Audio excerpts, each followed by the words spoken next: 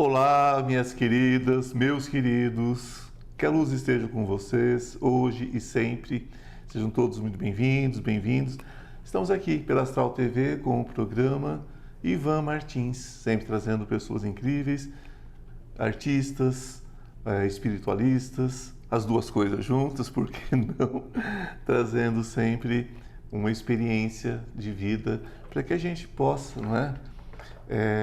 Ter mais referências é sempre bom. O mundo é um processo individual de crescimento, mas vivemos em comunidade, né? Vivemos na coletividade. Então é sempre bom compartilhar. E hoje, gente, eu trago, ele é arquiteto, formado em arquitetura, desenvolve hoje um trabalho, né, há muitos anos, na verdade, dentro das artes plásticas. Inclusive tem um oráculo maravilhoso aqui que eu quero mostrar para vocês, algumas lâminas em seguida. E ele, após passar por uma questão muito séria, né, em sua vida, ele encontra a meditação tibetana, que é a busca, não é, do silêncio, né? E eu costumo brincar que nada grita mais do que o silêncio. Então, quero ver como é que funcionou esse processo meditativo. Gente, tenho o maior prazer em bater esse papo com Cláudio Giafardone. Obrigado pela sua presença, querido. Muito prazer estar aqui, Ivan. Muito bem-vindo. Você é muito gentil, muito simpático e Querido, acolhedor. obrigado. Essa é a minha busca, né? Certo. Acolher e ser acolhido nesse mundo, para que ele fique mais confortável. Mais aconchegante. Mais aconchegante, não é isso? É isso mesmo. Essa é a estrutura que a gente busca. Por que arquitetura, inicialmente? Porque eu tenho, naturalmente, desde a infância, um dom para o desenho. Sim. Mas eu fui meio que levado a fazer arquitetura por influência dos meus pais, que me introduziram para esse meio, achando que seria de mais fácil expressão para mim trabalhar como arquiteto. Porque naquela época, arquitetos desenhavam, né? Desenhava. Não existia esses programas prontos, né? É verdade. Eu ainda estudei em régua paralela ainda, viu? Régua paralela, esquadro e compasso. Esquadro e compasso. Eu ainda passei por isso, porque o curso de Belas Artes, até poucos anos atrás, exigia isso. Hoje eu não sei, eu acho que ainda tem no Rio, São Paulo, acho que ainda tem o curso específico de Belas Artes. Tem. Né? É um curso extenso, né? Um curso pesado, inclusive. Um curso forte. Um curso forte. E a gente desenhava mesmo, né? Na paralela, no esquadro, né? Enfim. Hoje já é uma outra história. E todo arquiteto é um artista. Quem se volta para a arquitetura é humanas. Sim. É naturalmente um artista. Depende do indivíduo. Se faz uma boa arte, uma arte mediana. Uma arte mais embasada na técnica. São processos diferentes. São processos diferentes e pode romper em qualquer momento também, né? Exatamente. No momento da vida da pessoa, no momento evolutivo dela. Se você pega um construtivismo alemão, por exemplo, você vai ter uma pessoa que, se você pensar, você olhar aquilo, você fala, bom, peraí, aqui já não é bem... Não é bem a praia. Não é bem a minha praia, mas ainda assim é arte, né? É arte, sem dúvida nenhuma. É uma expressão ainda artística. Assim, é uma expressão artística. Vai depender de como a gente expressa isso. Mas sempre tem um mas, né? Sempre tem uma questão. Dentro da arquitetura mesmo, como profissão, quanto tempo? 8 anos. 8 anos. 8 anos. 8 anos felizes? 8 anos realizando, mas não felizes. A felicidade é uma busca constante e intensa, e a vida mostra caminhos a dar aberturas para você focar no que é felicidade, ou pelo menos momentos felizes onde nós nos expressamos com mais eficiência, com mais dedicação, com mais doação. Existe realmente o nosso objetivo nessa vida? Existe. Existe. Infelizmente, ou felizmente, não sei, não vou julgar isso, mas algumas pessoas não encontram, né? Algumas pessoas, infelizmente, não encontram. Por isso, a roda de Sansara. A roda de Sansara, sim, muito bom, porque eu também creio nisso.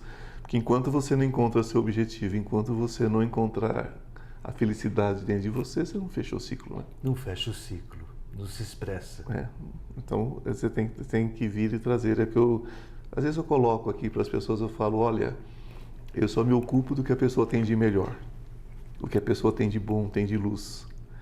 Porque se o próprio Deus só tira isso da essência, né? Só é o que ele assimila. É só isso que vai de nós, né? Então por que eu vou ficar com lixo, né? Não quero. Não é para nós. Não, somos deuses também. Então vamos lá, somos. Né? Vamos aproveitar o que o ser humano tem de melhor, né? Vamos ver só a luz dele, deixar que as traças cortem o que tiver estragado, né? Não interessa pra gente. É verdade, Ivan.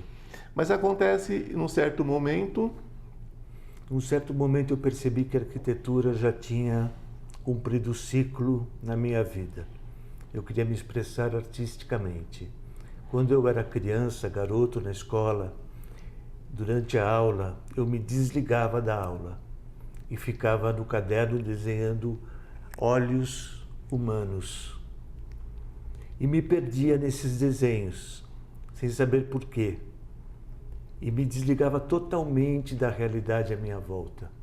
Quando terminava a aula, normalmente eu levava um susto, porque em vez de lição, eu tinha desenhado olhos. Isso foi se passando até que chegou o momento que eu tive que fazer uma lição de casa sobre o olho humano, o córtex do olho humano. E aquilo me fascinou. Eu fui olhar no espelho, o meu próprio olho.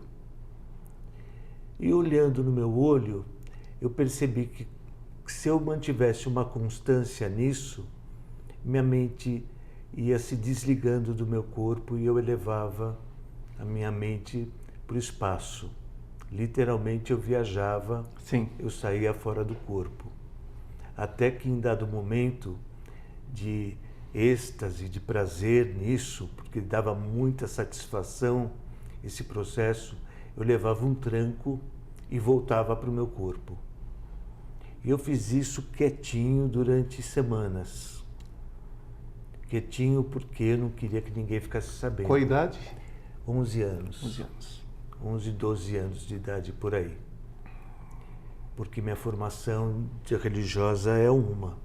Aquilo para mim estava fora do contexto religioso. E de onde você vem, religiosamente falando?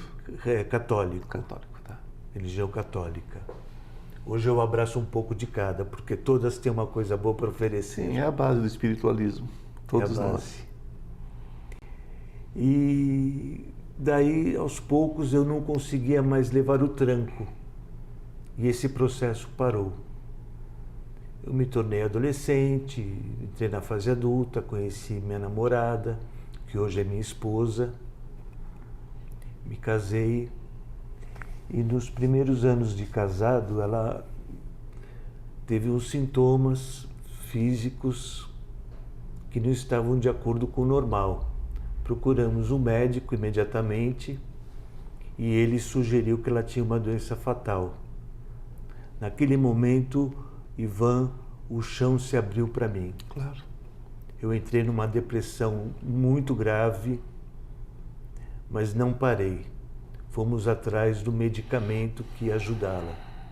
Ela tinha útero miomatoso e ela tinha uma taxa de anemia muito séria. E os médicos falavam que se ela fosse fazer uma esterectomia... É não suportável. Ela podia não suportar. Qual é a idade dela? Ela tinha 32. Ok. 32 anos. 31 ou 32. Sim. E esse remédio que poderia ajudá-la a curá-la dos miomas por um período, para ela poder ter uma gravidez e voltar a produzir hemoglobina, Sim. estancando o sangramento, que era abundante, era inviável aqui no Brasil. Não existia importação, não existia esse remédio no nosso país naquela época. E eu teria que ir para os Estados Unidos comprar o remédio e trazer. Se eu vendesse o apartamento que eu tinha e o meu carro, eu não ia ter dinheiro para tanto. Então, começamos a busca por um milagre. Sim. Fui em todos os lugares que podia imaginar, em todas as farmácias, fábricas de medicamentos, laboratórios e nada. E o Brasil tinha proibido a importação, como eu disse, desse remédio. Então o que eu esperava era por um milagre. E me indicaram a Secretaria da Saúde. Fui com a minha esposa até a Secretaria da Saúde. Lá um rapaz me atendeu.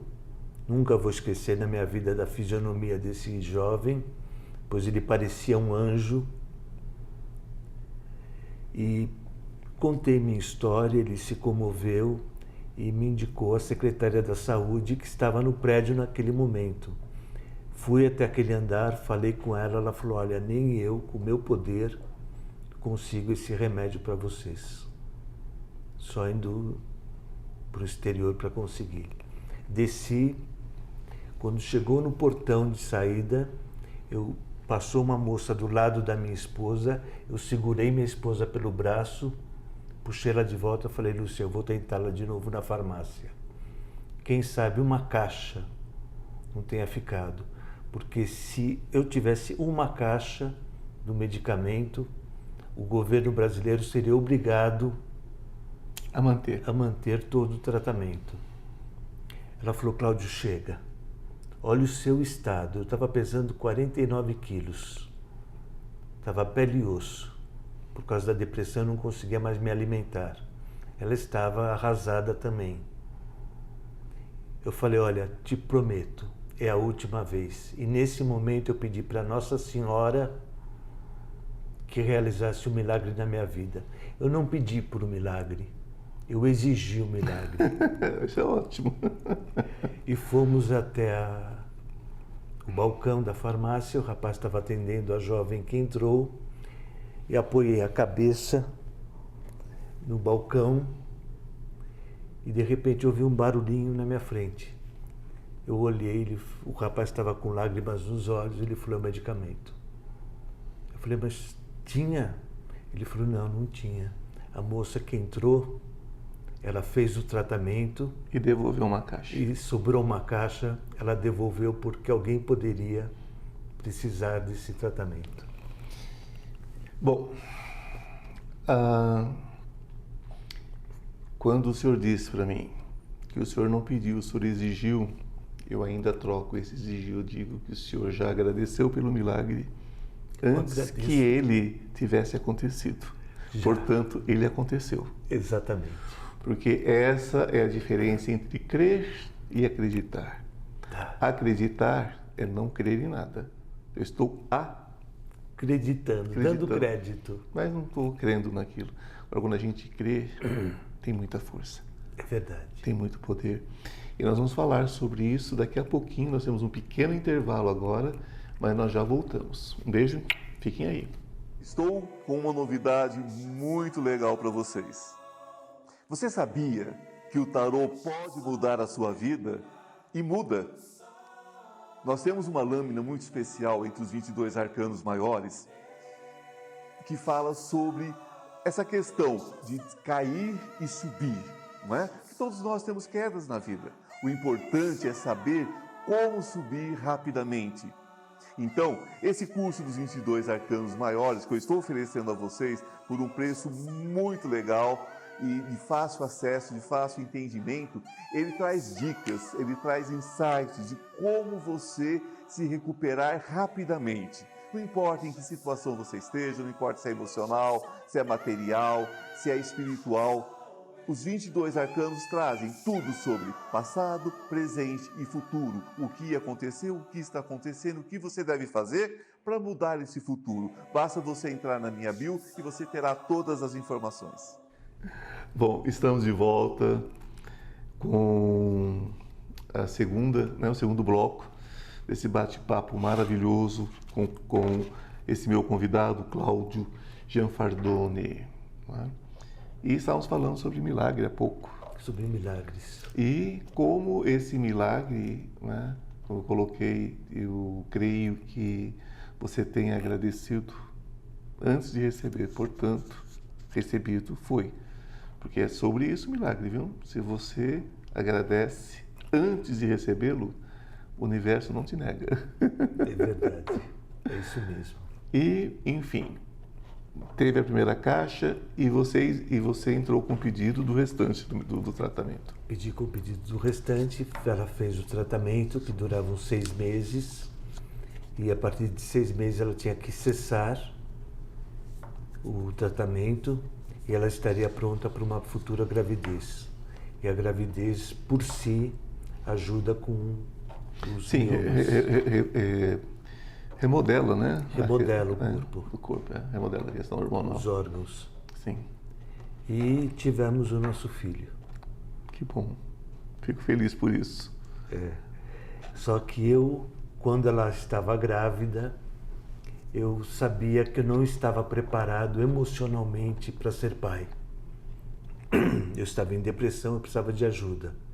E o próprio obstetra dela me indicou uma mulher que poderia me ajudar, uma médica.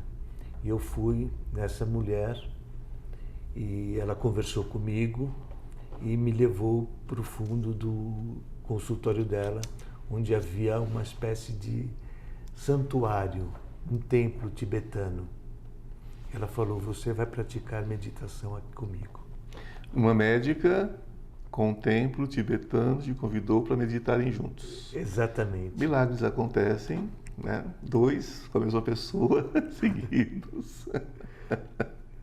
Predestinação. Nós estamos falando de alguns anos atrás, talvez umas 2 décadas atrás. 28, quase, 29 anos atrás. Quase 3 décadas atrás. A medicina era muito fechada ainda, né? Era, só que ela abriu uma porta imensa. Imensa, sim. Uma porta de cura. Sim.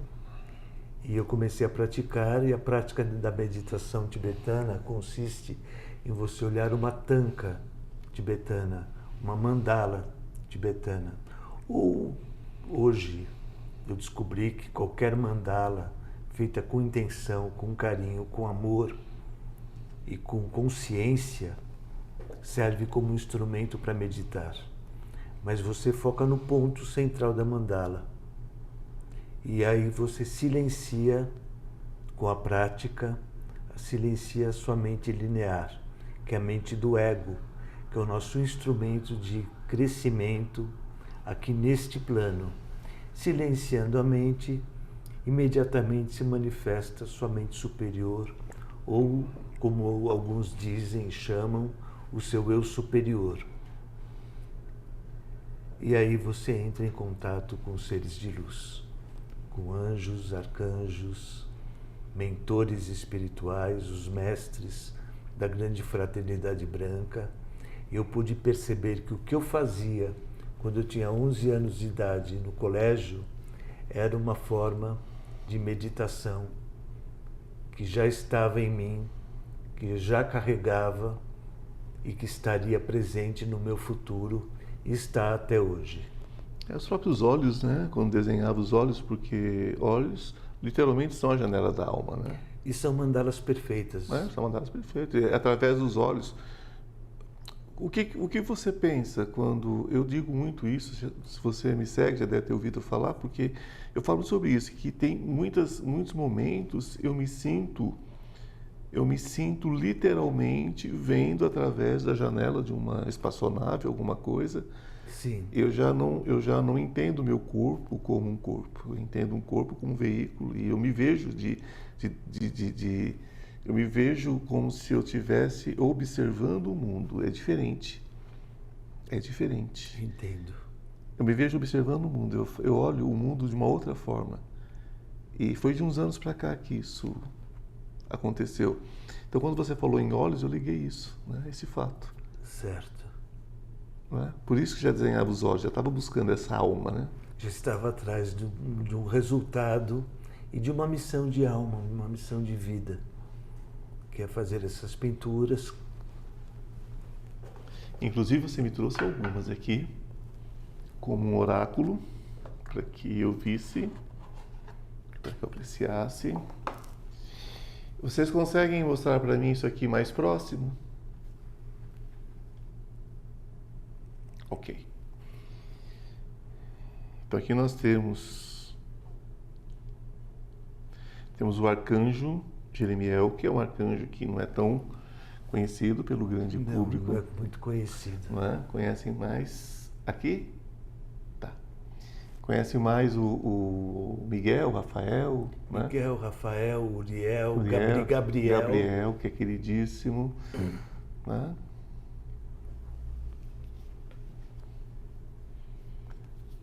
Aqui é um guardião. Um guardião. É um guardião. Né? Pode ir falando sobre eles. O guardião é poderoso, ele protege nos momentos de maior aflição, de maior intensidade, nos percalços que a vida nos traz, para o nosso crescimento. Que não são poucos. Não são poucos. Mãe Maria, Virgem Santíssima, que nos da entende, Rosa Mística, que nos entende, a Rosa Mística, que nos abraça, nos dá acolhimento e aconchego. a Mãe, né? Eu sou espiritualista, mas eu nunca deixei de fazer uma ladainha para Maria, que é uma forma de meditação. É uma forma de meditação, sem dúvida. Nunca deixei, eu rezo o meu terço há muitos anos, todos os dias. E não é por nada, é porque eu entro em êxtase. Em êxtase. Rezando o terço. Certo. Então fala, você é espiritualista? Eu falo, ok, e aí? E daí? E daí? Né? Aqui, ó, Serafis Day, bem. Mestre do raio branco, da conexão com o universo e da criatividade. Aqui, a chamatrina, os 2 chakras da mão, Maria, né? Mãe Maria da chamatrina, os chakras. Das mãos que são Das maravilhosos. mãos, chakras da cura. Da cura. Né? Que eu também, eu vejo a conexão deles com os chakras dos pés, que recebe Certo. toda a energia de Gaia também. Telúrica. Telúrica, que sem isso também não tem jeito, tem que ter as duas coisas. Tem que ter as duas coisas em equilíbrio. Em equilíbrio, né? Que é maravilhoso. O arcanjo Rafael, lindo. Não é isso? Arcanjo Rafael, raio verde. Raio verde. Rovena. Mestra Rovena, raio rosa do amor incondicional. E o raio rosa também é o raio da prosperidade. Exatamente. E aqui vão tantos outros, os anjos, que é maravilhoso, né? Ramatiz, todo mundo conhece, principalmente os espíritas. Principalmente os espíritas. Conhece bastante. Igeia, né? E por aí vai. E aqui, gente, são centenas, possivelmente existe um site onde localiza todos eles, podem ver todos eles, como é que é? Normalmente eu posto mais atualmente no Instagram. No Instagram. É. Qual é o seu Instagram? É Cláudio Gianfardoni. Cláudio Gianfardoni, não dá para errar, né, gente? Entra lá que vocês vão ter acesso, né? E essas pinturas você faz elas personalizadas? Faço, pinto o mentor pessoal de quem quer ter contato com ele. Isso é feito de que forma? Por meditação? Isso é feito por uma imersão? Por meditação. Como se fosse uma incorporação num outro processo. Eu não incorporo, Sim. Eu canalizo. Analisa. Eu não consigo incorporar. Esse é o nome para incorporação. Então é. Eu passo boa parte da minha vida, eu passo dessa forma. Certo. Eu passo metade eu, metade um mentor. Eu sei como é que funciona. Exatamente. Isso é feito num período longo, isso é feito em pouco tempo, é feito a lápis, é feito a óleo. Eu pintava a óleo, depois eu passei para tinta acrílica, porque eu comecei a fazer capas de livros. Sim. Fiz muitas capas de livros para muitas editoras. Hoje eu trabalho para poucas editoras e principalmente eu foco esse trabalho de capista para o autor. Sim. O autor me encomenda a capa de livro. É aí que eu faço esse trabalho de capista. Sim. Não, porque eu tenho um carinho muito grande por esse tipo de trabalho e eu até queria te levar, de repente, para você fazer, não é? Se você fizesse a lápis, alguma coisa, Não, a pastel. eu fazia a óleo, depois eu passei a tinta acrílica e hoje eu faço no computador. É, porque eu gostaria que você fizesse uma experiência dessa no meu podcast, Certo? né? Que você fizesse ao vivo e a cores. Seria uma Né? honra. Enquanto a gente conversava, você podia fazer. Se você quiser ainda fazer um pastel seco, alguma coisa, você ainda faz. É difícil, mas eu faço. Ah, vamos marcar então para você fazer isso ao vivo e a cores. Né? Os meus seguidores adoram esse processo. Legal. E vai ser um prazer receber você lá. Prazer será Viu? tudo meu. Vou marcar para você vir para o estúdio novo para você fazer isso com a gente. Tá bom. Tá? A meditação você segue até hoje. Pratico meditação até hoje. É o meu salvaguarda. É o meu equilíbrio, é estar em meditação, é a prática de Sua esposa meditação. Minha esposa. está viva e forte aqui no estúdio com a gente. Muito vivo e muito forte, graças a Deus. Graças a Deus, graças a Maria, graças ao milagre que você criou pela sua fé. Que eu co-criei. Jesus já dizia, né, e nos diz, através dos ensinamentos que ele deixou, deturpado ou não pela humanidade, o que interessa é a essência, não é? Exatamente. O que interessa é a essência. Ele já dizia, vá, a sua fé te curou. Em nenhum momento Jesus disse, eu te curei. Né? Quando a gente vê hoje um facilitador de cura falar, eu curei não sei quantas pessoas, eu olho assim e falo, opa, tá complicado. Né? O próprio mestre dizia, né, vá, a sua fé te curou. Eu digo, a sua fé trouxe o milagre que você precisava, porque é sobre isso, né? É sobre como nós cremos. E que isso sirva, né, para todos nós, nós daqui, do estúdio, todos nós que estamos aqui, a equipe, o meu convidado, e para vocês que estão nos assistindo, né? Que o milagre, ele só acontece quando você tem certeza de que ele vai se manifestar. Porque se houver qualquer sombra de dúvida, não foi a espiritualidade que te negou, foi você que não se permitiu receber. Né? É amando que amamos, é crendo que criamos, né? Exato. E não tem outro caminho. Não é mesmo, meu amigo? É mesmo, Ivan. É um prazer, Cláudio, bater esse papo com você. O nosso tempo é muito curto aqui, né? Diferente do podcast que você vai fazer comigo, nós teremos horas para conversar e contar tudo isso. Mas eu quero que você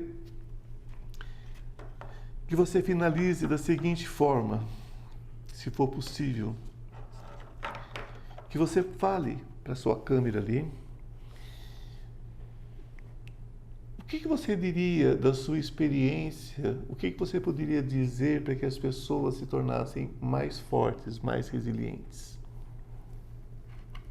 A fé. Buscar pela fé um caminho de abertura, de consciência, para que o plano divino mostre para vocês tudo o que ele tem de bom, de crescimento, de amadurecimento, para que as coisas no nosso plano sejam mais leves, mais tranquilas e que tudo seja mais fácil de se lidar, através da crença, da fé.